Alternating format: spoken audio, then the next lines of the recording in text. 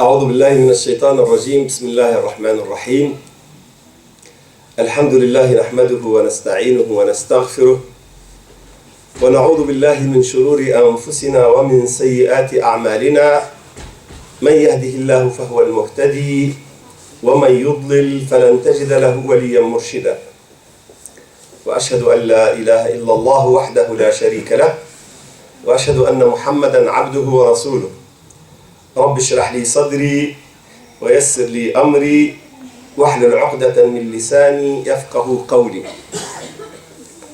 Avant de commencer la conférence, j'aimerais d'abord remercier les frères et les sœurs de me donner cette occasion d'être avec vous ce soir et remercier le frère, je ne sais pas, il est sorti, c'est lui qui a fait l'erreur. Normalement, on m'a dit que c'est à 19h la conférence. Mais il m'a dit, c'est vrai, c'était prévu 19h, mais quand on a tapé les affiches, je me suis trompé, donc j'ai mis 20h. J'aimerais le remercier parce qu'il m'a permis de me reposer pendant 1 heure, puisque j'ai fait un séminaire ce matin à Paris, et directement de l'estrade du séminaire, je suis monté directement ici, et j'étais vraiment fatigué, donc ça m'a permis de me reposer un peu.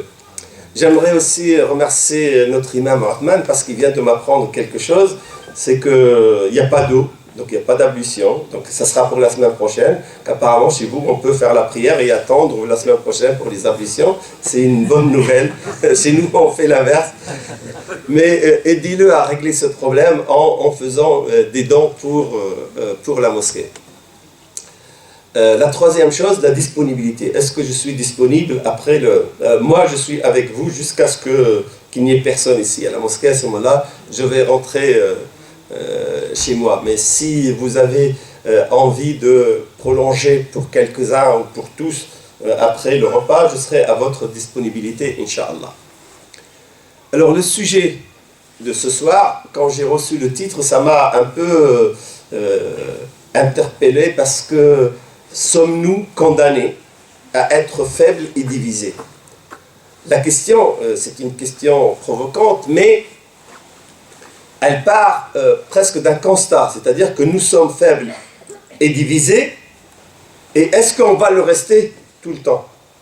Alors que moi, je ne suis pas du tout, mais alors là, du tout d'accord avec ce constat. C'est pour ça, tout à l'heure, j'ai dit au frère Rahman que ça c'est peut-être une perception locale parce qu'il y a une différence entre la vérité, entre le fait et la perception de ce fait, la perception de cette vérité.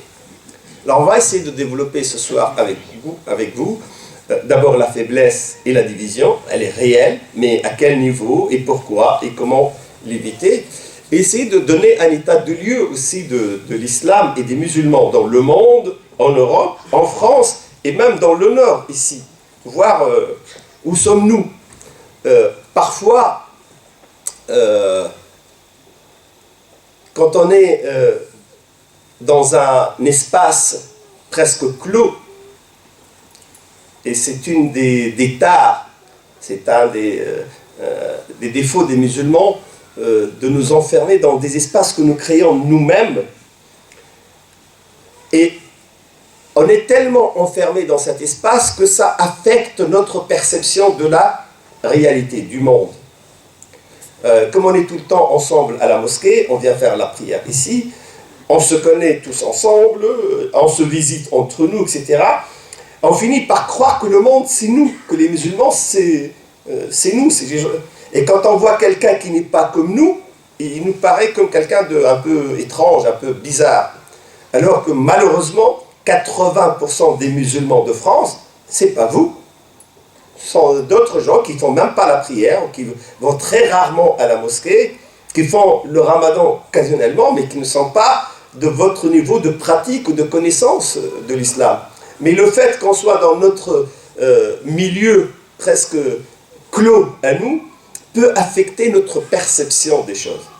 Et parfois, quand on est dans une association, ou même dans une fédération d'associations, on a vécu pendant des années des problèmes, accumulation, un cumul de problèmes, on a l'impression que toutes les associations sont comme ça.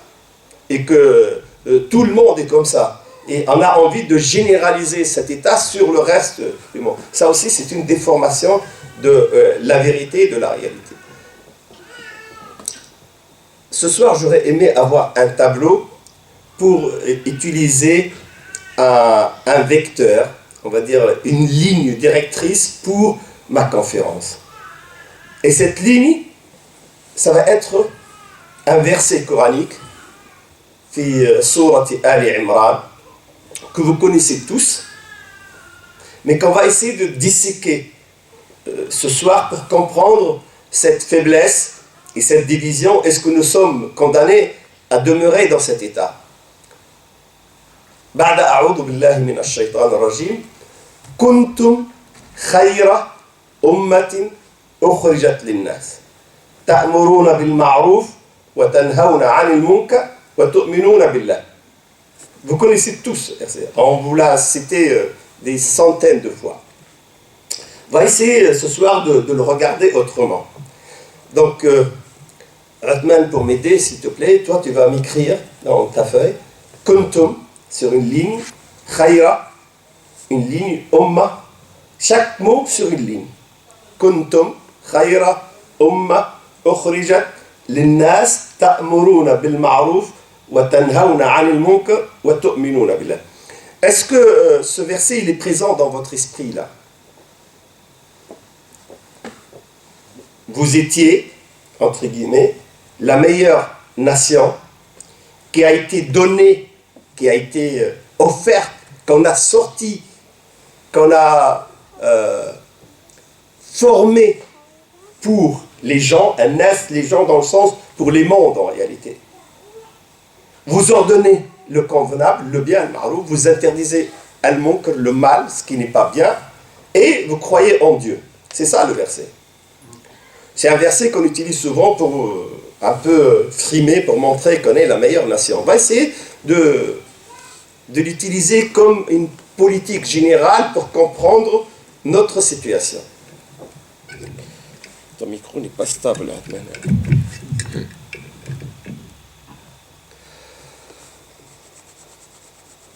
Je vais vous donner un état de lieu pour commencer d'abord.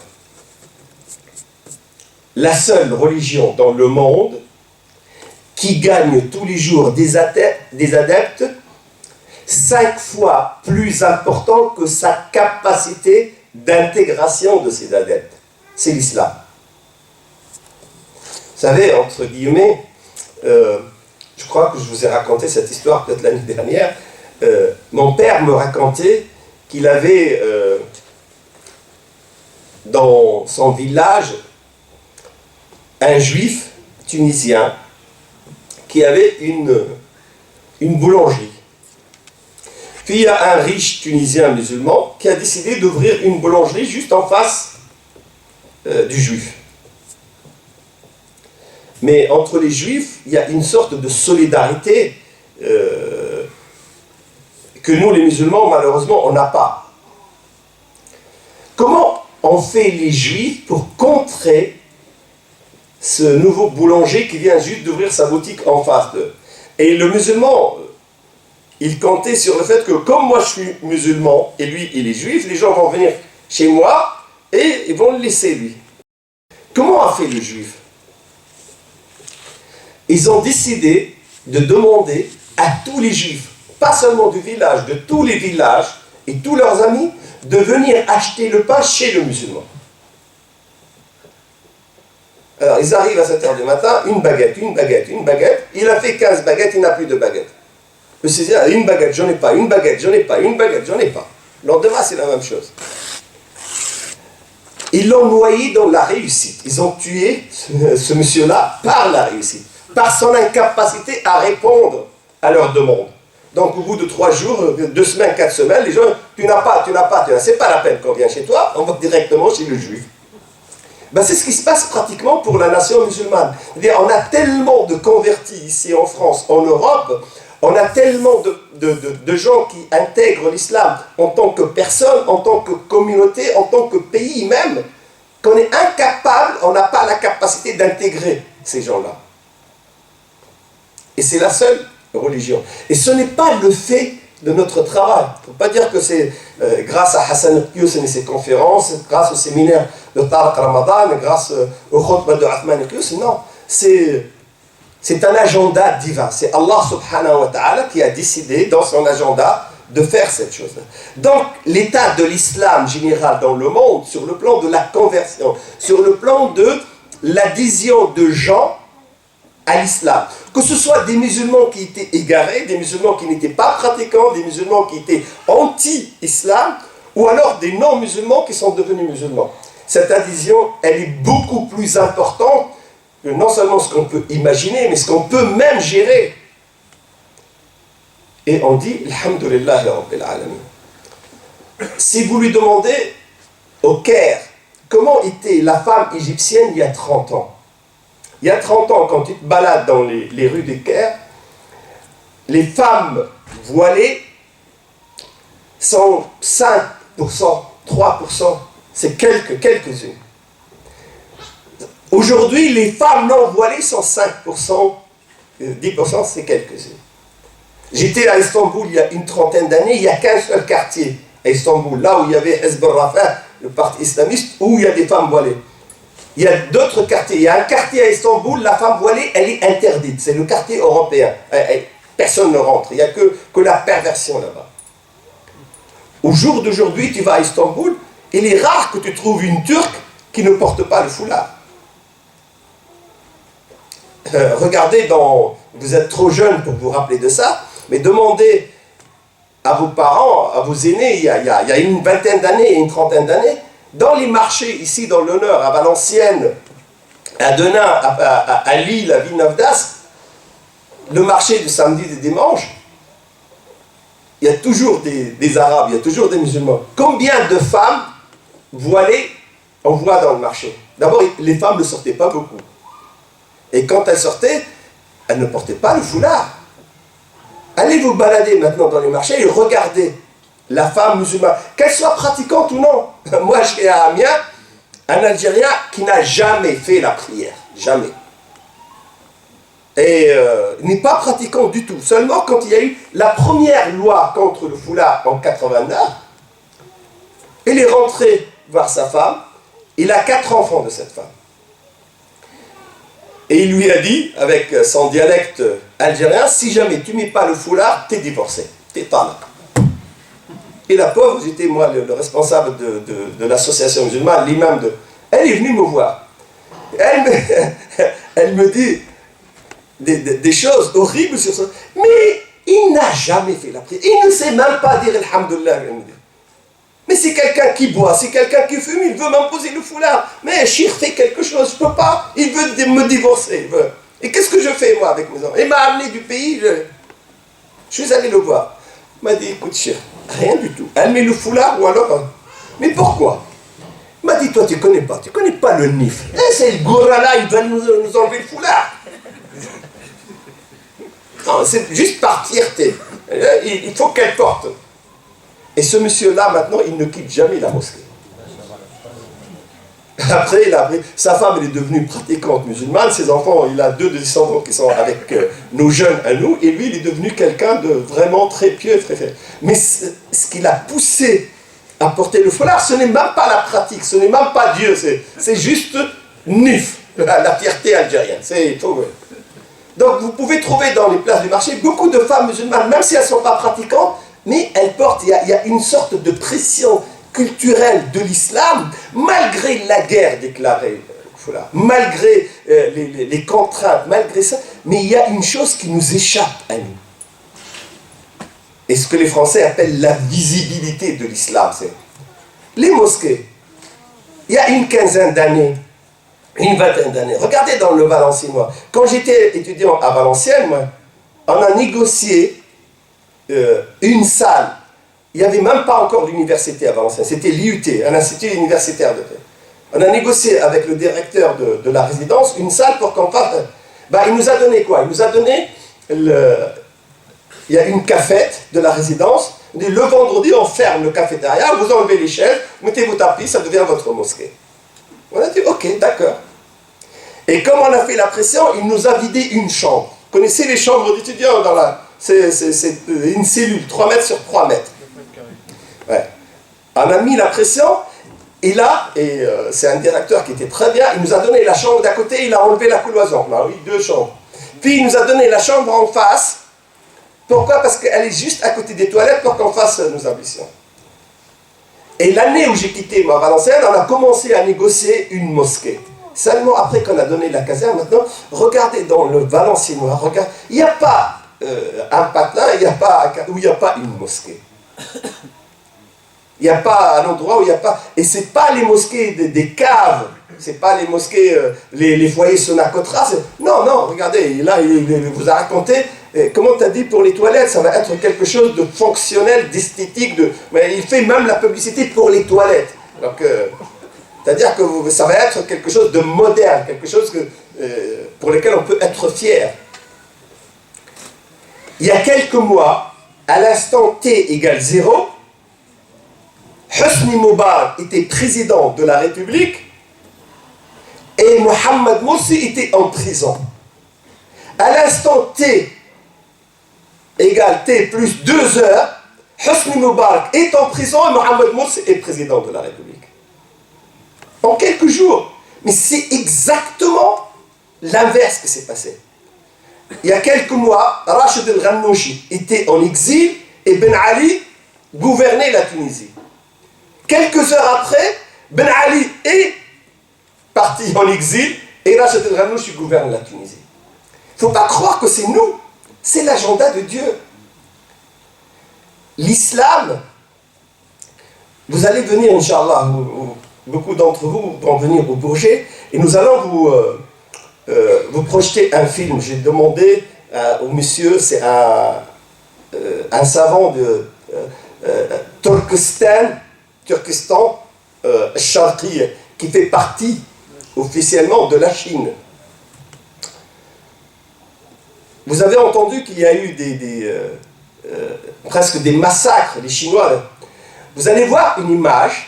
Vous allez vous rappeler de ce que je vous dis, parce que le Bourget, c'est dans quelques semaines, Inch'Allah. Une dame,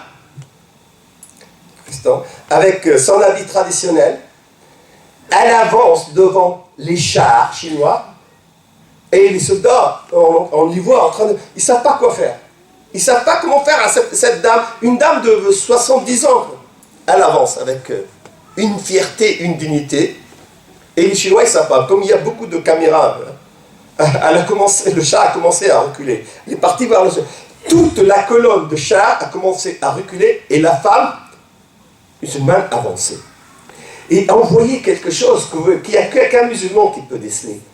Envoyer al-izza. Vous savez, al-izza, c'est la dignité. Vous la voyez dans le visage de cette dame. Et vous voyez al-dhilla, vous voyez la peur, vous voyez la trouille, vous voyez dans le visage de tous les soldats chinois. C'est quelque chose qu'on ne peut pas décrire, on ne peut pas dessiner, mais vous pouvez le vivre, ça. Donc l'état de l'islam, l'état des musulmans dans le monde, malgré nous, malgré eux, il est bien. Alhamdulillah, Rabbil Alamin. L'islam se comporte et se porte très très bien. L'islam, pas les musulmans. L'islam est très bien. Et moi je suis les activités musulmanes en Europe depuis presque 40 ans. Toutes les courbes sont ascendantes. Toutes. Il y a un ministre français, il y a quelques années, il a déclaré, il n'y a pas très longtemps, je crois qu'il y a 2 ans, il a déclaré officiellement, il l'a déclaré avec un peu de regret. En France, tous les mois, il y a 2 mosquées qui s'ouvrent et une église qui ferme. Moi aussi, je regrette avec lui cet état, je ne suis pour rien dans cette affaire-là. On n'a jamais ordonné la fermeture des églises. On n'a rien fait pour ça. On ne veut pas que les églises ferment.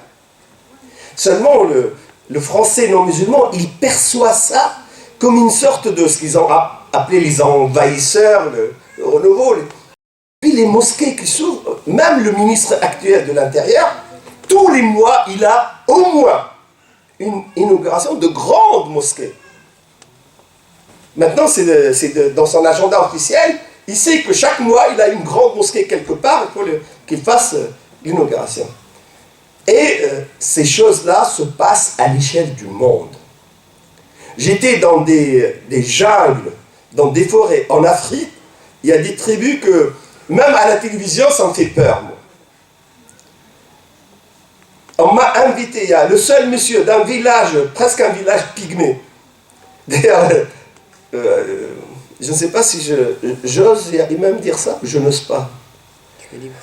Dans ce village, j'ai vu des choses bizarroïdes, vraiment. Les femmes musulmanes portent des vêtements musulmans amples, mais à l'africain. Et dans le même village, des femmes musulmanes, mais qui sont, on va dire, dans la salle d'attente. Elles viennent d'embrasser l'islam.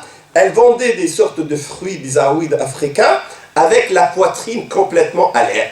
Puis les gens, ils passent. C'est-à-dire que vous voyez des contradictions. Mais la chose qu'ils ont tous les deux, c'est quoi? Cette femme-là voilée, l'autre femme qui est presque connue, c'est dans sa culture comme ça. Je sais qu'elle va finir par se voiler parce qu'elle est en train mais dans la tête des deux femmes, leur salut dans cette vie et dans l'au-delà, c'est l'islam.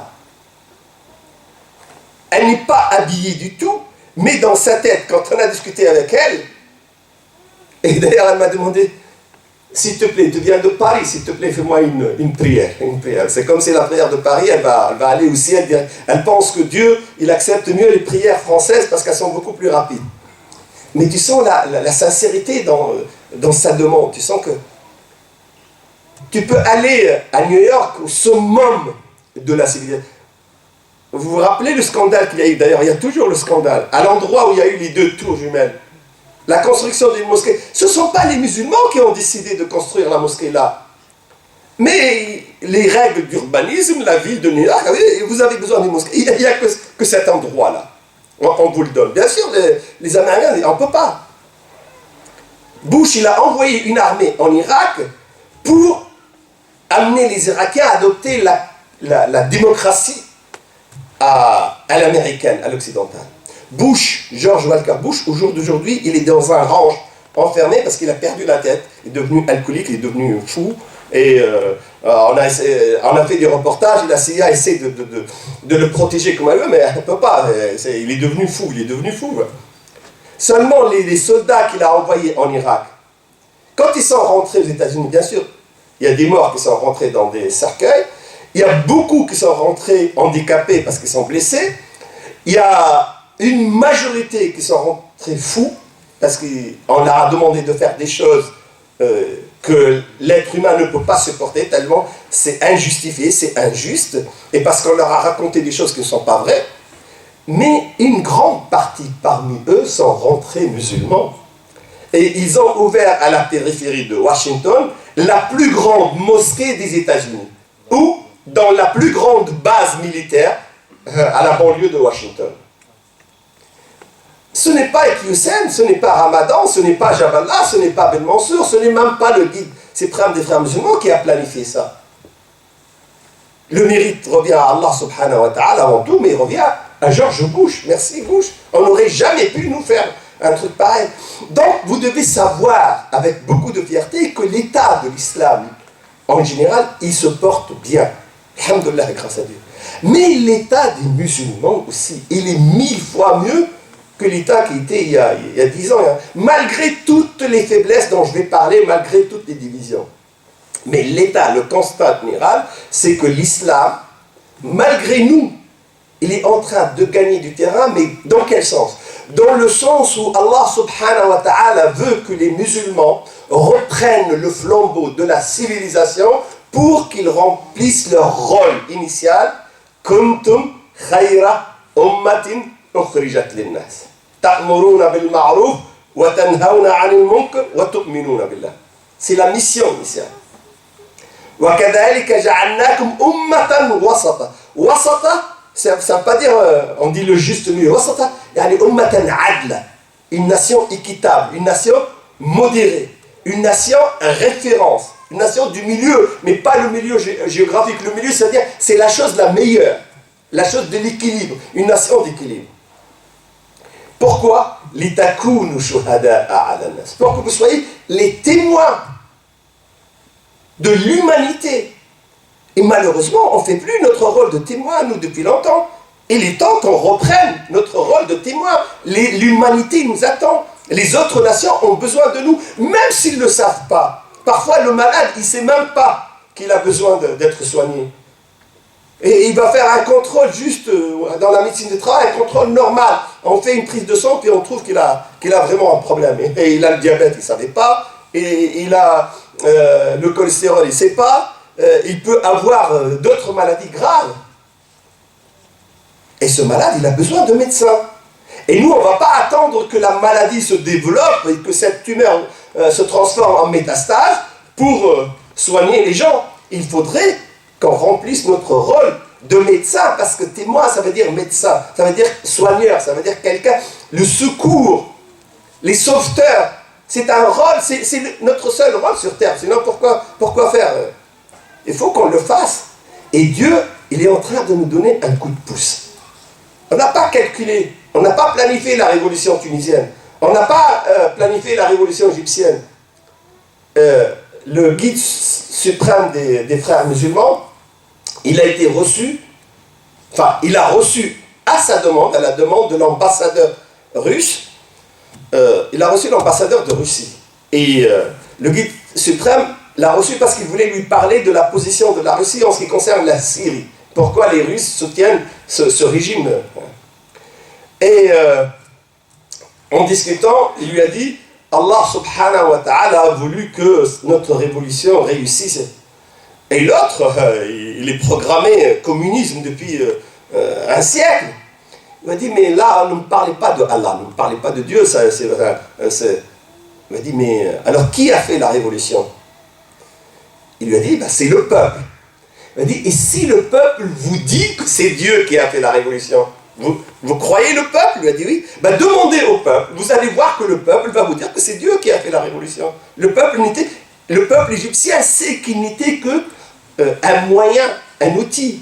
Mais c'est lui qui a planifié ça, c'est Allah subhanahu wa ta'ala. Donc Dieu, il nous donne de temps en temps un coup de pouce pour qu'on revienne à notre rôle initial et qu'on reprenne le flambeau de la civilisation. Et c'est pour ça, toutes les courbes de l'islam sont des courbes ascendantes. Tout. Quand il y a eu la crise financière européenne, elle est toujours là. Elle a énormément de séquelles sur l'économie de l'Europe en général, les États-Unis en particulier, même si les États-Unis sont en train de camoufler leur déficit par l'argent des Arabes. Tous les ans, ils ont 300 à 400 milliards de dollars qui sont dus pour les pays arabes de pétrole et qui ne vont pas les payer, sont en train de camoufler, de colmater leur brèche avec cet argent. Mais même Jacques Attali, il a dit, en 2037, les États-Unis vont déclarer faillite, c'est fini, il n'y a plus cette puissance, ils sont en train de vivre sur le dos des autres. Mais ici, nous, en France, on vit cette crise financière. La seule économie qui n'a pas été affectée, qui ne sera jamais affectée par la crise, ce sont les finances musulmanes. Pourquoi? Parce que celui qui a inventé ces finances les a mis à l'abri de toutes les crises, de tous les aléas. Quel que soit le domaine que vous prenez, vous allez voir que nous, on a besoin de servir les autres parce que les autres, ils sont arrivés au bout de souffle. Ils ne peuvent plus. L'Occident n'a plus les moyens d'être le guide de l'humanité. Qui va prendre le flambeau? Qui va guider les gens? Et il n'y a pas 36 solutions. Les seuls qui ont cette mission, qui est écrite et qui est transmise, c'est les musulmans. Et pour que ça se fasse, il faudrait que les courbes de l'islam et des musulmans soient des courbes ascendantes dans le domaine économique, dans le domaine politique, même dans le domaine militaire. Je ne vais pas développer ça, dans le domaine stratégique, dans le domaine psychologique, dans tous les domaines.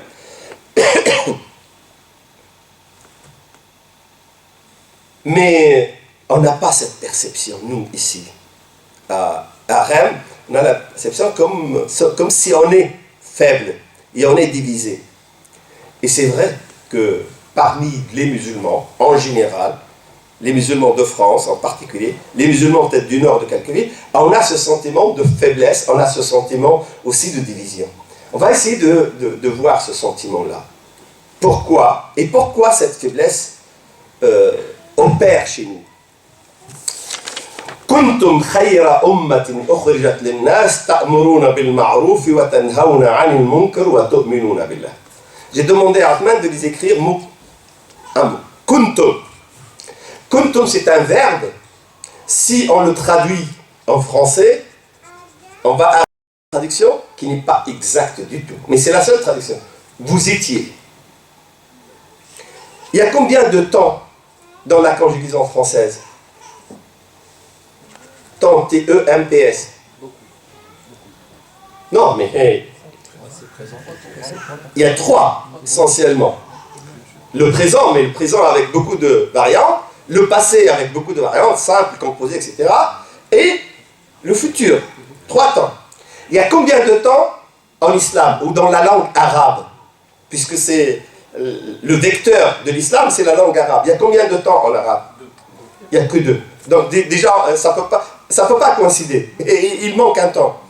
En arabe, il n'y a pas de présent. Et d'ailleurs, les Arabes, ils ont raison, l'islam, hein, parce que le présent, logiquement, n'existe pas.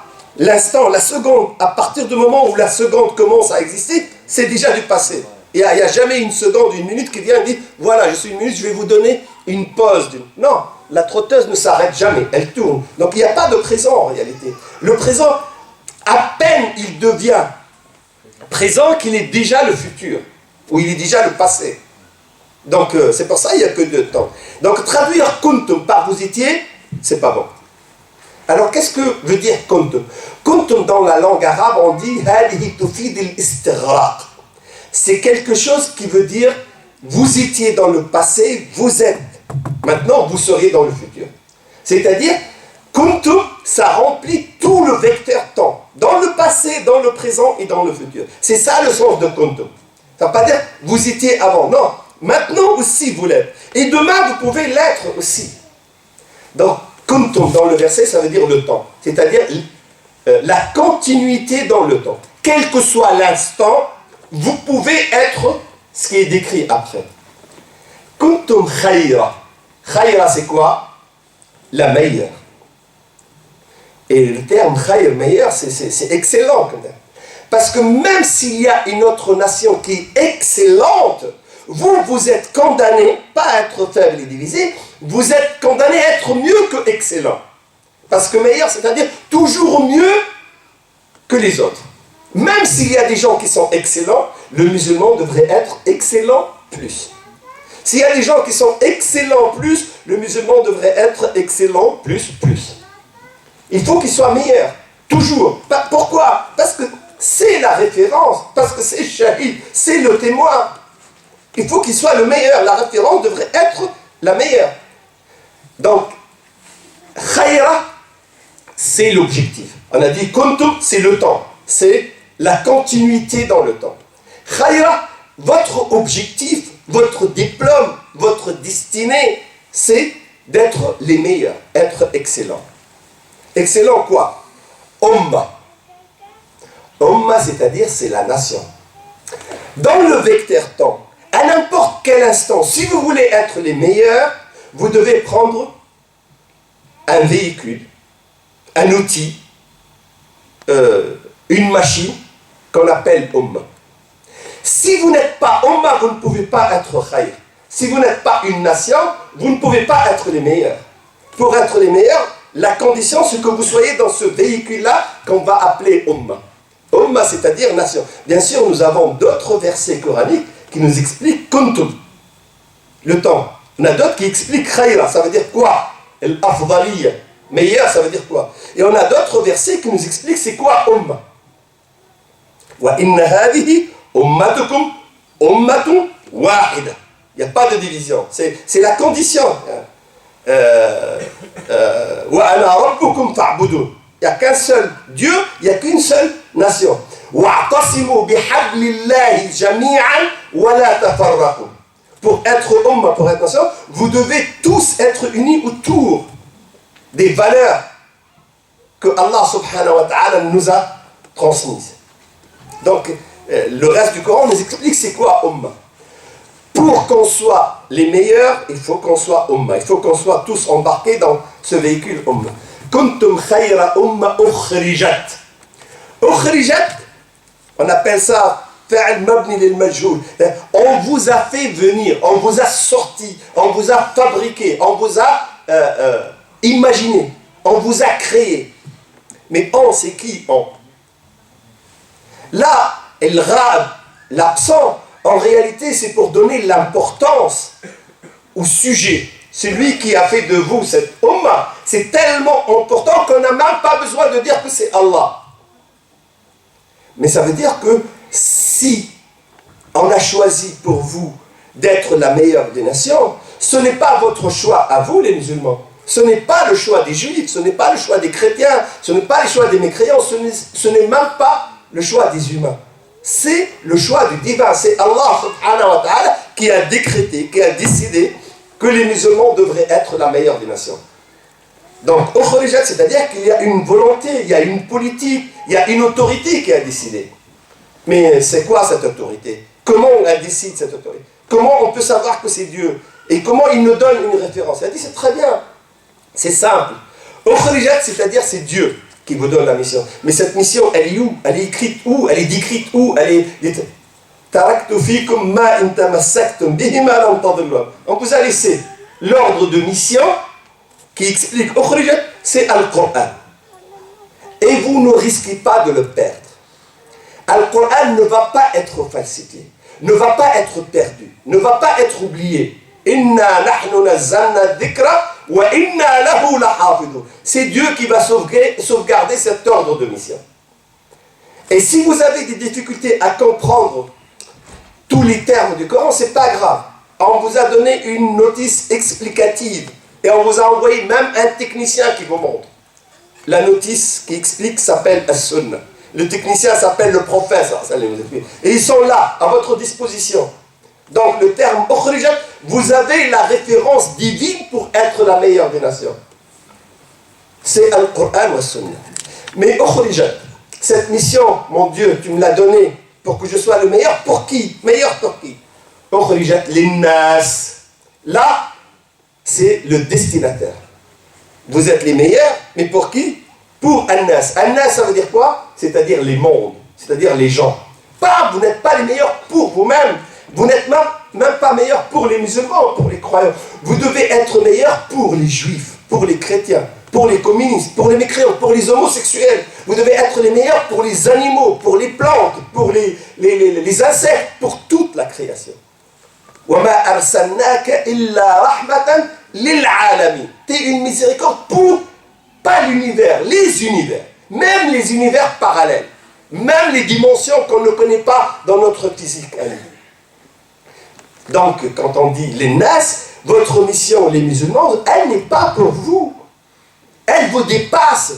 Si jamais vous trahissez votre mission, vous n'êtes pas les seules victimes. Toute l'humanité est victime de votre manquement à vous. Bon, on a compris, la destination c'est An-Nas. Le diplôme, c'est l'excellence, le véhicule qui va nous amener vers cette excellence, c'est être Ummah. L'ordre de mission, c'est le Coran et le Sunnah. Quelles sont les conditions pour que cette mission soit remplie? Vous avez trois conditions. Trois missions. Ta'muruna bil ma'ruf, tanhauna 'anil munkar wa tu'minuna billah. Pourquoi il commence par l'amr bil ma'ruf wa nahy 'anil munkar? Il commence par ordonner le bien, interdire le mal, et après il dit tu'minuna billah. Vous croyez en Dieu, alors que la croyance en Dieu devrait être pour deux raisons essentielles. Quand il met tu'minuna billah à la fin, c'est pour dire que c'est une politique générale, comme le signe dans une équation. Tu fais une équation, entre parenthèses, toute l'équation elle est bonne. Seulement au lieu de mettre un signe plus, tu mets un signe moins. Bah, l'équation elle est bonne, entre parenthèses. Comme le signe n'est pas bon, bah, le résultat il est nul. Tu auras 0. Bah, tout ce que tu fais, c'est bien, mais s'il n'y a pas l'iman billah, si tu ne crois pas en Dieu, c'est vain. Ça ne te sert à rien du tout. Comme disent les Marocains, c'est battre. C'est gratuit. وَقَدِمْنَا إِلَى مَا عَمِلُوا مِنْ عَمَلٍ فَجَعَلْنَاهُ هَبَاءً مَنْثُورًا. Tout ce qu'ils ont fait ne servira à rien parce que le signe n'est pas plus, il est négatif. Donc, c'est la première raison. C'est-à-dire qu'il met ça à la fin comme le signe pour que... Mais il fait ça pour une autre raison essentielle. C'est que croire en Dieu, c'est souvent dans l'imaginaire des musulmans, c'est faire la prière, faire le ramadan, faire le hajj, le pèlerinage. Allah subhanahu wa ta'ala, il nous dit, ça c'est le culte que vous faites, en réalité c'est pour vous, mais vous avez l'impression de le faire pour moi. C'est pas grave. Si vous ne faites pas la prière pour moi, bien sûr vous commettez un péché, vous pouvez être considéré comme mécréant. Mais moi, en tant que votre Seigneur, je peux vous pardonner. Parce que ce culte, il est mon droit à moi, le droit de Dieu. Je peux le pardonner. Je peux vous pardonner votre manquement pour le Ramadan. Je peux vous pardonner le fait que vous avez les moyens d'aller à la Mecque au pèlerinage, vous n'êtes pas allé. Seulement, je ne peux pas vous pardonner votre manquement vis-à-vis de la création. Si jamais tu as insulté quelqu'un, tu as volé quelqu'un, tu as tué quelqu'un, tu as agressé quelqu'un, même si tu as fait toutes les prières et toutes les zakats, Dieu va te donner une récompense. Mais si ces gens-là ne te pardonnent pas, tes prières ne te servent absolument à rien. Et tu iras en enfer malgré tout. Sauf si Dieu te pardonne. Donc le plus important en réalité, ce n'est pas les droits de Dieu. Bien sûr, logiquement, le plus important, ce sont les droits de Dieu. Mais en réalité, la conséquence de nos actes, le plus important pour nous, ce n'est pas le droit de Dieu. Parce que Dieu peut pardonner. Ces droits, c'est le droit des autres. Et vous avez des dizaines de hadiths, les imams ont dû vous raconter ça, comment l'homme vient le jour dernier avec beaucoup de prières, avec beaucoup de zakat, avec beaucoup de siyam, avec beaucoup de hajj. وجاء وقد ظلم هذا وضرب هذا وشتم هذا وسفك دم هذا. Il vient mais il a agressé tout le monde. Il était mauvais avec tout le monde. On prend toutes les bonnes actions qu'il a accumulées par la prière, par la zakat, et on la distribue aux autres. Mais ça ne suffit pas.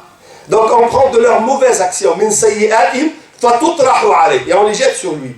Non seulement il n'a plus de hasanat pour aller au paradis, mais en plus il a des dettes, il a des sayyi'at en plus. Et là, donc la prière, elle lui a servi à quoi? À rien. Donc le plus important en réalité comme conséquence, c'est l'amr bil ma'ruf, c'est-à-dire le droit d'autrui. C'est un nahy anil munkar, c'est ta relation avec les autres. Que tu fasses la prière tous les vendredis derrière Othman et que tu as ta barbe, ton gilbab, etc. et que tu as Oud al-Arak et tu fais sunnah. Et quand tu rentres chez toi, tu deviens un tyran. Tu frappes ta femme, ou tu l'insultes, ou tu la dénigres, ou alors tu ne leur donnes pas le bien à tes enfants, ou tu laisses ta fille avec sa mini-jupe, tu laisses ton fils avec la cigarette. Donc ça ne sert à rien ta prière derrière Othman. Au contraire, ça devient un témoin contre toi, parce que inna as-salata tanha 'anil fahsha'i wal munkar. Elle doit t'interdire. وَمَنْ لَمْ تَنْهَهُ صَلَاتُهُ عَنْ فَحْشَاءٍ وَمُنكَرٍ لَمْ يَزْدَدْ مِنَ اللَّهِ إِلَّا بُعْدًا. Et si la prière ne perd pas ces choses positives chez toi, tu es en train de t'éloigner de Dieu tout en pensant que tu te rapproches de lui. Et c'est extrêmement grave. C'est pour ça qu'il nous a dit notre mission, c'est d'ordonner le bien. Mais ordonner le bien pour qui? Il nous a dit, le nas. Là où il y a un bien, tu dois le faire. Que la personne soit juive, que la personne soit chrétienne, que la personne soit mécréante, qu'elle soit musulmane, ce n'est pas important. L'important, c'est le bien. Et que toi, tu es chargé de transmettre ce bien. Quand la personne est menacée par un mal ou veut faire du mal aux d'autres, tu dois arrêter ce mal. Pour protéger qui? Pour protéger un nas. Ça, c'est le verset. C'est le vecteur, la ligne, je vous ai dit, directrice. Si jamais on ne monte pas dans le bus qui s'appelle Ummah, il y en a un qui va monter dans un autobus, l'autre dans un train, l'autre dans une voiture, l'autre dans une moto, l'autre un vélo, etc. On ne remplit pas la condition de Ummah. Donc on ne peut pas être Khayra Ummah, on ne peut pas être l'excellence. On ne remplit pas notre mission. Si jamais on est Ummah, on est tous unis. Mais on ne comprend pas notre mission. Pourquoi? Parce qu'on a délaissé le Coran. Ukhrija. Je vous ai dit Ukhrija, c'est-à-dire vous avez la référence, vous avez l'explication de votre devoir. Il est bien expliqué, détaillé. Ce qu'on appelle le sharia, ce qu'on appelle l'aqida. Vous avez le Coran, vous avez le sunna. Si jamais on délaisse le Coran, on ne l'applique pas, on ne le pratique pas, ou parfois on l'apprend. Moi j'ai vu dans ma ville à Amiens, des gens, ce sont des gens très sincères, d'ailleurs que j'aime beaucoup, qu'on appelle dans notre langage marocain Tulba. Ils connaissent le Coran par cœur. Seulement ils ne l'appliquent pas, parce qu'ils ne le connaissent pas. Ils l'ont appris par cœur, mais ils n'ont pas appris la signification, l'interprétation. Et parfois, tu trouves talib, malheureusement, il fait de la sorcellerie, il fait des gris-gris, il fait des choses qui sont complètement haram, min al-mubiqat as-saba, mais les péchés capitaux. Et pourtant, il connaît le Coran par cœur. Mais en réalité, il connaît le Coran par cœur, mais il ne connaît pas le sens du Coran al-Karim. Donc on peut être umma, on peut être tous solidaires, la même chose, mais si on n'applique pas le Coran comme Dieu le veut, si on n'applique pas la sunna comme Allah subhanahu wa ta'ala il veut, ben ça ne nous sert à rien du tout. Considérer que la sunna des prophètes sallallahu alayhi wa sallam, c'est de porter un qamis au-dessus de la cheville et de laisser la barbe et avoir un oud arak, et puis dire que le qaradawi c'est kafir, que maulawi c'est fasr, que toi tu vas aller en enfer, porter la haine, ça n'a rien à voir avec sunna ça. Et si jamais moi je porte un costume, une cravate, tu vas me traiter de vendu, tu vas me traiter de gaou et d'occidentalisé parce que je ne m'habille pas comme le prophète, tu n'as rien compris à sunna. Et pourtant toi-même qui me reproches ça, tu veux te conformer à sunna, tu as un iPhone, c'est comme si le prophète se baladait avec un portable aussi. Tu as un vélo, tu as une voiture. Donc normalement, pour être conforme au sunna, tu devrais te balader sur une mule, ou un âne, ou une chamelle, pour vraiment... Non, on prend sunna selon nos envies à nous, dans des choses un peu bizarres, oui, mais on ne connaît pas sunna. Et qu'est-ce qui se passe? On va dresser des barrières entre nous. On est peut-être une nation, mais si on ne connaît pas sunna, cette nation va se disloquer, va se diviser. Chacun va comprendre. Ou alors, il y a des gens qui vont comprendre le Coran, ils vont comprendre un verset. Je connais, peut-être dans vos connaissances, des dizaines, pour ne pas dire de centaines de jeunes qui m'interpellent dans mes conférences partout. Ils viennent me dire que ça, c'est pas vrai. Pourquoi ils me citent un verset? Ou alors ils me disent, c'est quoi dalil? Pourquoi ta barbe, elle est comme ça, une barbe de 3 jours? Pourquoi tu la laisses pas comme ça? Et donne-moi dalil. Et je lui dis, t'as quelle formation? J'ai un CAP de boulangerie. Bon, ok, c'est bien. Mais tu comprends que ça veut dire dalil, tu sais? Si je t'apporte dalil, tu sais que... Bon, il a appris ça sur Google, sur Internet, il a entendu quelqu'un dire ça, etc. Et il va dresser des textes qu'il n'a pas compris comme il faut pour me contrer. Et moi, je vais réagir d'une manière extrêmement violente et négative. Et qu'est-ce qu'il va y avoir? Il va y avoir une division. On était umma, mais non, notre non-compréhension du Coran et de la Sunna va diviser. Supposons que maintenant nous sommes une umma, et on a très bien compris le Coran, on a très bien compris le Sunna, donc très bien. Seulement, tout ce qu'on fait comme bien, on le fait juste pour nous. On ne fait pas pour les autres. On le fait pour les musulmans. Et nous avons ce racisme. Est-ce qu'il y a des Syriens ici? S'il y a des Syriens, j'aimerais qu'ils ne m'écoutent pas, qu'ils n'entendent pas ce que je vais dire là. Parce que nous avons un racisme arabe. Les Arabes sont racistes contre les non-Arabes. Et je l'ai vérifié partout, même ici en France. Il y a des Arabes qui ont le racisme anti-noir, anti-africain. Je suis désolé, mais c'est comme ça. Ils ne sont pas noirs, mais il y a des Arabes qui sont racistes contre les Iraniens, contre les Turcs, contre les... Il y a des Arabes qui sont racistes contre les Français. Ce n'est pas parce qu'ils sont... Gaoui. D'ailleurs, le terme Gaoui qu'on utilise, ça veut dire guerroyer, ça veut dire guerrier, ça veut dire muharib. C'est un terme extrêmement péjoratif. Mais à l'intérieur des Arabes, il y a des Marocains qui sont racistes contre les Algériens. Des Algériens contre les Tunisiens. Des Tunisiens contre les... Et nous avons vécu, et on dit encore, il y a des mosquées qui sont presque exclusivement, sinon en majorité mosquées marocaines, en majorité mosquées algériennes, en majorité mosquées turques. On peut comprendre pour les Turcs, les Sénégalais, on va dire que c'est la langue, le barrière. Mais entre les Marocains, les Algériens, les Mauritaniens, les Tunisiens, quelle barrière de langue? Il n'y a pas. Mais on a ce racisme. Pourquoi je dis la Syrie? Parce qu'à l'intérieur de la Syrie, non seulement il y a un racisme des Syriens, mais il y a à l'intérieur un racisme entre Halab et Hamad, entre Hamad et Sham, Dimashq.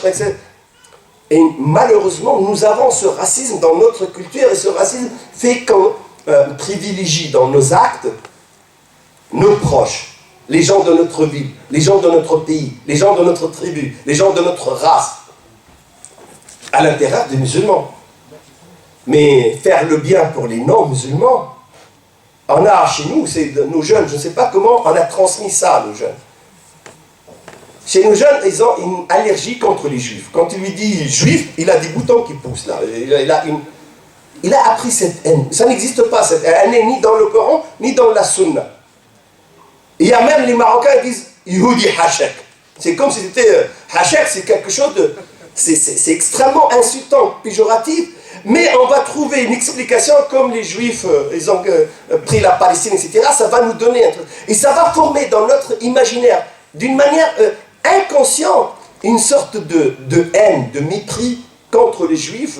Ce n'est pas parce qu'il est mécréant, c'est parce qu'il est juif. On va faire la même chose pour les chrétiens, on va faire la même chose pour les non-croyants.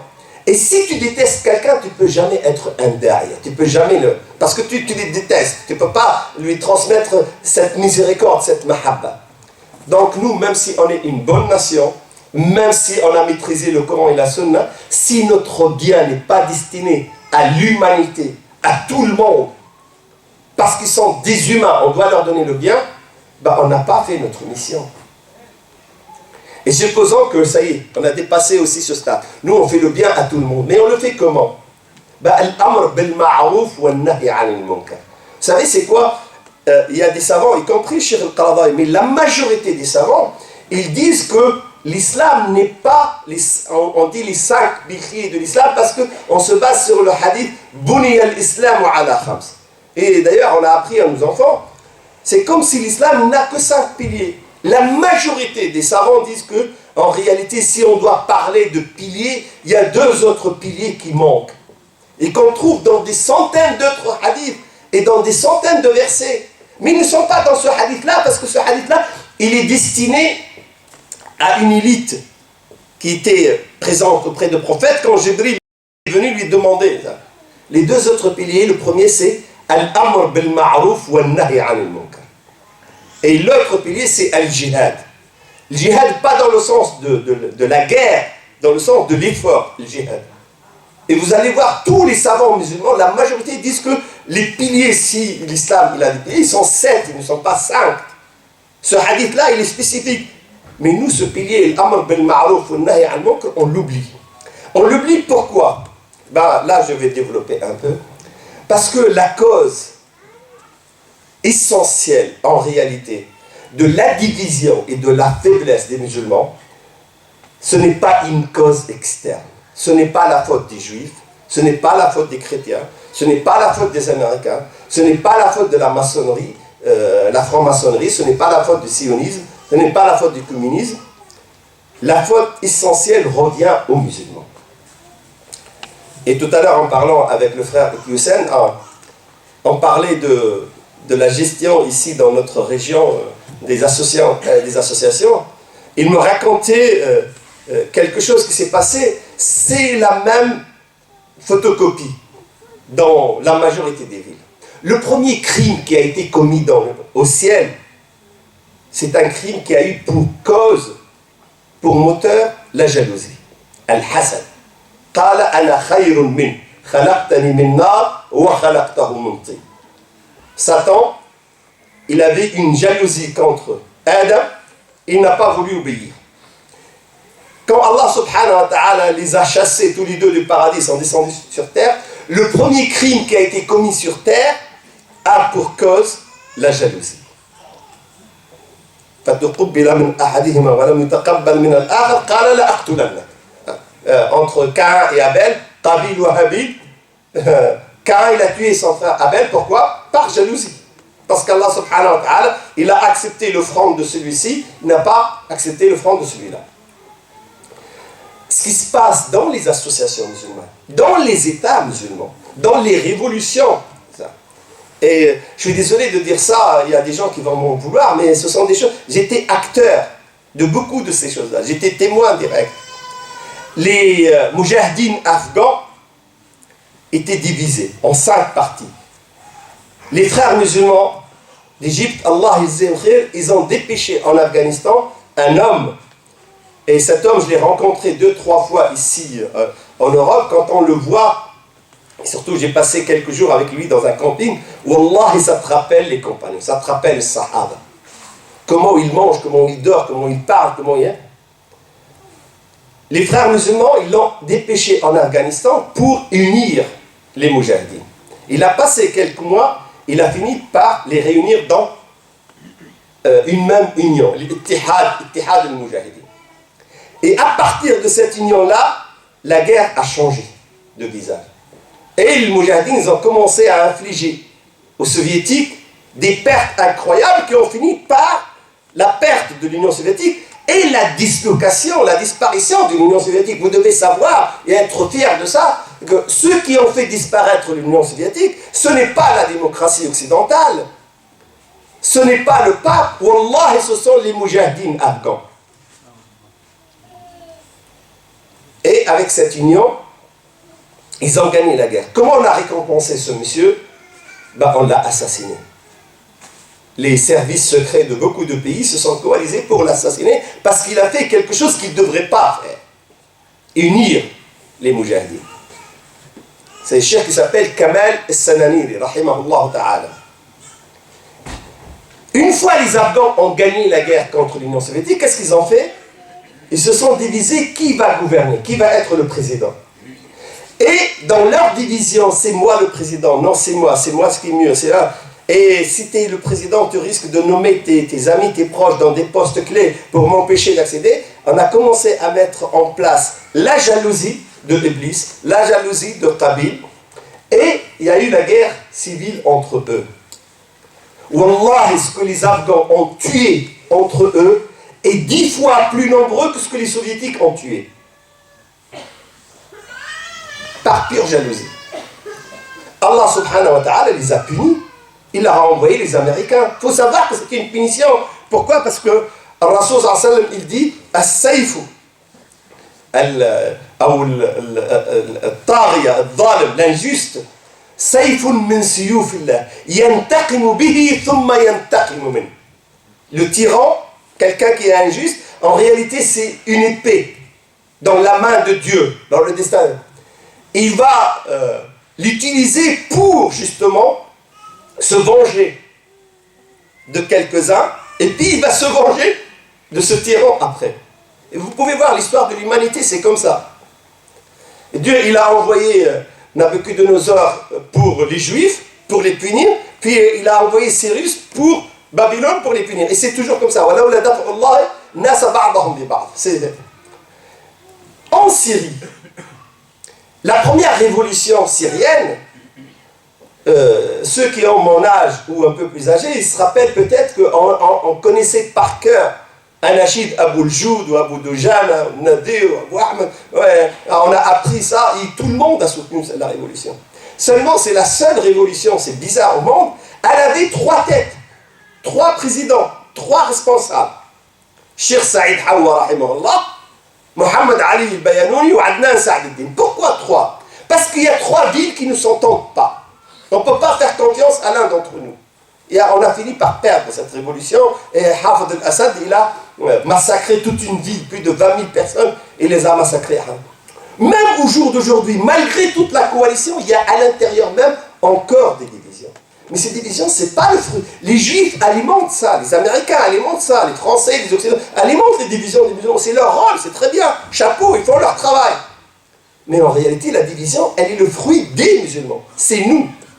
Pourquoi? Parce que nous avons une jalousie. Moi, quand je suis président de l'association, et je vois que les autres veulent m'avoir, veulent ma peau juste par jalousie. J'ai 2 réactions.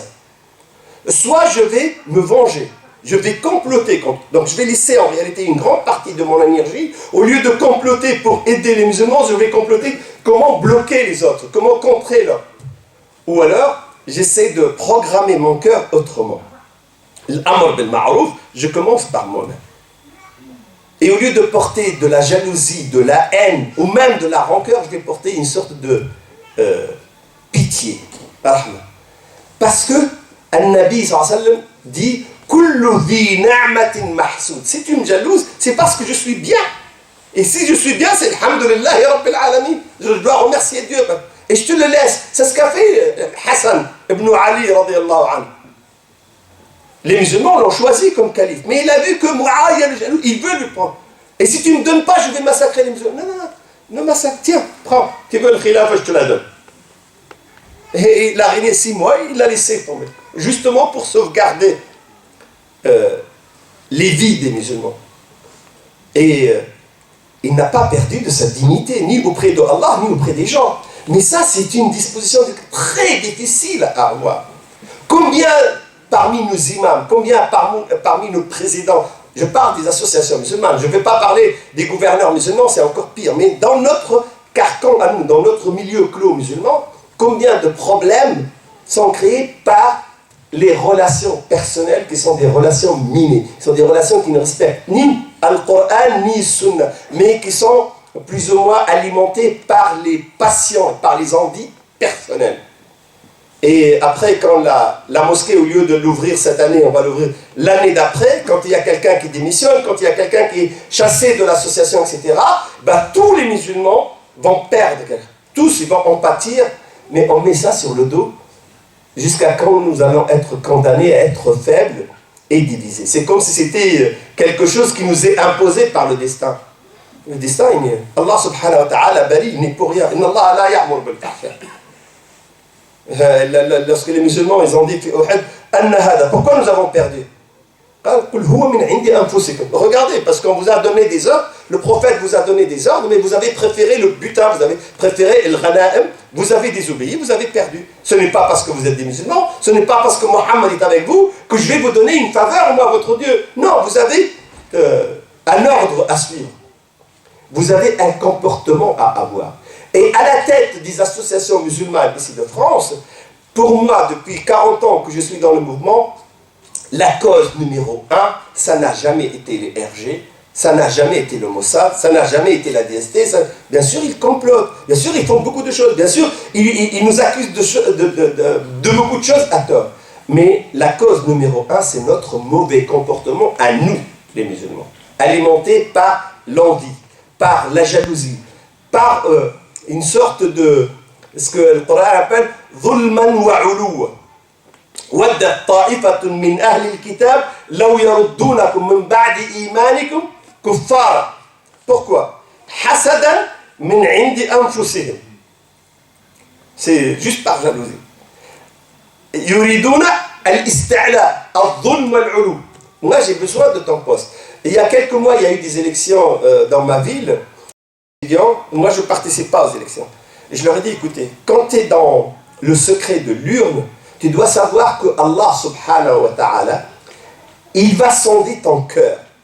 Et si jamais tu choisis quelqu'un, tout en sachant qu'il y a quelqu'un d'autre de plus compétent que lui, c'est une trahison. Man ayyan, man ikhtar, c'est lui qui choisit quelqu'un, un homme, rajul. Et il sait qu'il y a il a trahi Dieu et son prophète. Alors je lui dis, quand tu vas choisir le président, ne dis pas je vais choisir un Marocain parce que je suis Marocain. Ne dis pas je vais choisir un Tunisien parce que je suis Tunisien. Je vais choisir un jeune parce que je suis un jeune. Regarde quel est le plus compétent. Et après tu regardes quel est le plus sincère.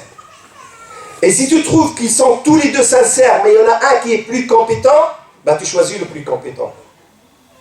Parce que la sincérité, tu ne peux pas la sonder. C'est quelque chose... Mais la compétence, on a besoin de ça. Tu regardes. Et je leur ai expliqué ça. C'était une douzaine d'étudiants avec moi. Ils sont partis pour le vote. Bon, bien sûr, les résultats que j'ai vus après, c'était des résultats décevants. Mais il y en a un. Et il devrait d'ailleurs m'accompagner aujourd'hui, subhanallah. Il est venu me dire, écoute, wallahi, j'étais convaincu de ce que tu as dit. C'est vrai. Mais il m'a dit, je te dis, et moi je trouve qu'il est honnête. Et d'ailleurs, je l'ai remercié pour cette honnêteté. Il m'a dit, mais au moment où j'allais mettre le nom de Zayd, je me suis dit, c'est vrai, Zayd, il est plus compétent. C'est vrai, il va nous faire beaucoup de bien. Mais Zayd, il ne me voit pas, moi. Il me néglige, il me méprise. J'aurais aucune existence, aucun poste. Mais si je mets Amr, c'est vrai qu'il est moins compétent, mais je suis sûr et certain d'être son bras droit. Et il m'a dit, mon shaitan m'a dit, puisque tu vas être son bras droit, tu vas compléter la compétence que lui manque. Et il était content, ça y est, il a trouvé la parade. Mais en réalité, mais en tout cas, il a eu l'honnêteté de venir me dire. Et je vous jure que dans le CRCM, dans le CFCM, dans les élections, même les élections au sein de notre association mouvement, beaucoup d'entre nous, quand ils choisissent, ils n'ont pas le critère de Dieu. Ils ont le critère du poste. de la compétence, mais la compétence qui a des répercussions sur lui-même ou sur ses enfants.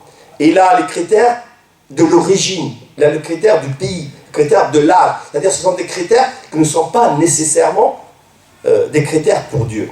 Ce qui fait qu'on souffre dans toute notre organisation de lacunes, de problèmes. On souffre de dictature. Je fais des conférences pour parler de Shoah, de la démocratie, que les musulmans devraient se concerter, que normalement on est contre ces tyrans, et puis on crie contre les Ben Ali, contre les Moubarak, contre les Kadhafi, parce que ce sont des tyrans qui nous ont gouvernés, ils ne font pas de démocratie, ils ne font pas Shoah, etc. Et je fais pendant 10 ans, 15 ans des conférences sur ça. Puis un jour, on me donne la présidence de moi. Et bien je deviens un dictateur, immédiatement. Parce que la seule chose que j'ai appris, c'est la dictature. Et je ne partage pas, et je peux être président. Vous avez des associations musulmanes en France, et même dans le Nord, dont le président, il est président depuis 20 ans, depuis 30 ans. Vous croyez que parce qu'il n'y a pas d'autres compétents dans l'association, mais parce que déjà, nous, on a la prédisposition à accepter que lui, il sait, nous, on ne sait pas. Et c'est mieux comme ça. Et lui, il a compris que moi, ou le chaos, et quand il y a des associations comme ça, quand il y a des imams comme ça, quand il y a des responsables comme ça à l'échelle de la communauté, et ben ça fait énormément de lacunes dans notre organisation. Ça fait ce qu'on appelle la division, ce qu'on appelle la faiblesse. Et l'énergie que je devrais déployer, moi, pour présenter l'islam, pour éduquer les enfants, pour bâtir des écoles, pour bâtir des centres de formation, je vais la déployer pour contrer les autres. Ou alors je suis tellement dégoûté que je vais laisser. Je connais à l'UIF des gens, des compétences, des sommités, des docteurs, des doctorants, ils ont laissé l'association, il y en a marre. Il y a toujours...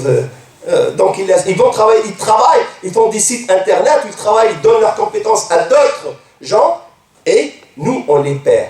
Pourquoi ? Parce que notre gestion de l'amr bil ma'rouf ou nahy anhu, elle n'est pas guidée par elle n'est pas guidée par le Coran et la Sunna, elle est guidée par nos envies, nos passions à nous, tout en pensant, tout en croyant qu'on est en train de faire du bien. Et ça, c'est le pire. Alladhina yahsabuna annahum yuhsinuna sun'a. On pense que c'est bien. Mais en réalité, quand on cherche au fin fond de nous-mêmes, c'est parce que ça nous sert à nous. On a un intérêt quelque part, quelqu'un. Et si cet intérêt-là, que j'ai appelé la jalousie, l'envie, ce que vous voulez, c'est la cause numéro 1 de la faiblesse des musulmans et de la division des musulmans. Et personne ne peut rien, sauf nous. Chacun de nous doit ce soir sonder son cœur et décider, même il pense qu'il n'est pas jaloux, il pense qu'il n'en veut pas, mais même s'il n'est pas jaloux, s'il est passif, s'il ne s'intéresse pas aux affaires de la... Non, vous, quel est l'imam, quel est le président, moi je viens faire la mosquée, cette passivité aussi, c'est une faiblesse, parce que la passivité, c'est que tu n'as pas cette fibre qui vibre à l'intérieur de ton cœur pour te dire que toi aussi tu es responsable. Tu dois donner un conseil, tu dois guider, tu dois participer. Mais si tu es passif, si tu es négatif, si tu es en retrait, et que les responsables tous ne travaillent pas tous 100% pour l'association, mais il y a quelques-uns qui travaillent 1%, 10%, 15% pour eux-mêmes, ben, si on multiplie ça à l'échelle de 1,5 milliard de musulmans, regardez les milliards de kilowatts, de mégawatts d'énergie qui sont perdus, qui donnent cette idée, cette perception de faiblesse et de division. Alors que normalement, nous avons une force de frappe que personne d'autre ne possède à part nous. Et c'est le sens de « Inna Allah la yughayyiru ma bi qawmin hatta yughayyiru ma bi anfusihim » Je vous jure, Wallah al-Azim, si ce soir, chacun d'entre nous décide, même s'il ne le fait pas, mais décide avec niya, que ce soir, il va faire un lavage de son cœur. Il va essayer de débarrasser son cœur de toute jalousie, de toute envie, de toute passivité, de toute négativité. Même s'il le fait pas, mais en tout cas, il prend la décision. Notre état demain va être beaucoup mieux. Parce qu'Allah subhanahu wa ta'ala, il sonde les cœurs. Il y a un quota. Quand il voit que les cœurs sont propres à un certain pourcentage, là, il y a madad as-sama, il y a l'aide de Dieu qui arrive sans qu'on le sache. Et puis, demain matin, le téléphone va sonner, c'est une dame, ici, c'est quoi votre ville Rennes. Ouais.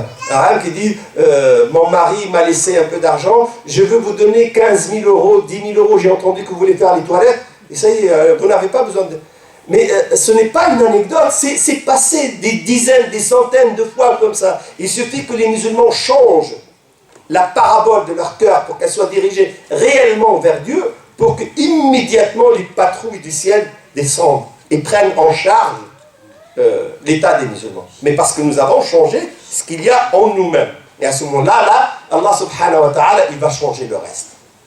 Donc si jamais nous sommes divisés, ce n'est pas une fatalité, on n'est pas condamné à l'être, si on est divisé parce que nous avons choisi. C'est notre faute à nous. Et si on veut être unis, si on ne veut pas de division, il nous appartient à nous, chacun de nous, de changer son cœur pour que ce ciment nous unisse. Et si on est faible, ce n'est pas parce qu'on est faible, il n'y a pas plus fort que nous. On a toutes les matières premières du monde, on a toute l'énergie solaire, atomique, l'uranium il est dans nos pays, le pétrole il est dans nos pays, le soleil il est dans nos pays, même le vent il est dans nos pays, les mers les plus importantes stratégiques, les canaux les plus importants. Si jamais on arrête Gibraltar, le monde s'arrête au bout d'un quart d'heure. Si jamais on ferme le canal de Suez, au bout de 10 minutes, la France s'arrête. 10 minutes après. Parce que le monde il est alimenté par les artères des pays musulmans, que ce soit la mer Noire, que ce soit la mer Rouge, que ce soit la Méditerranée, que ce soit tous les océans. Nous possédons la terre la plus fertile en fertilité agricole, mais fertile en poissons, fertile en sable, en désert, en Sahara. Les Français, on peut leur dire, nous, les Tunisiens, on est meilleurs que vous, parce que nous, on a des champs, des forêts comme vous, mais nous, on a un désert, vous n'avez pas, vous, de désert. Donc on a un truc de plus. Et on a besoin de ça. Parce qu'il y a énormément de choses, on ne peut les trouver que là-bas. Donc on a tout, on n'est pas faible. Si on est faible, c'est parce que nous, on ne sait pas gérer cette manne, cette richesse. Le Coran, c'est une richesse, c'est la meilleure des richesses. La Sunna, c'est une richesse. L'Islam, c'est une richesse. Nos pays, ce sont des richesses. Nos mers sont des richesses. Notre âge, la moyenne d'âge de la nation musulmane, c'est la moyenne d'âge la plus faible dans le monde. On est beaucoup plus jeunes que les Chinois, on est beaucoup plus jeunes que tous les Asiatiques, on est beaucoup plus jeunes que les Européens, on est beaucoup plus jeunes que tous les Américains, que ce soit les Américains du Nord ou du Sud. Donc notre force de frappe humaine, c'est une jeunesse. On n'est pas faible du tout. Seulement, on ne sait pas exploiter toutes ces richesses parce qu'on est faible dans notre cœur. Et notre cœur, ça nous appartient à nous. La décision, c'est nous. Et chacun d'entre nous peut changer le monde musulman. Ce soir, il suffit que chacun dirige sa parabole vers le ciel. Ya Rab, aide-nous à être meilleurs. Et on pourra être meilleurs. أقول قولي هذا وأستغفر الله لي ولكم والسلام عليكم ورحمة الله وبركاته.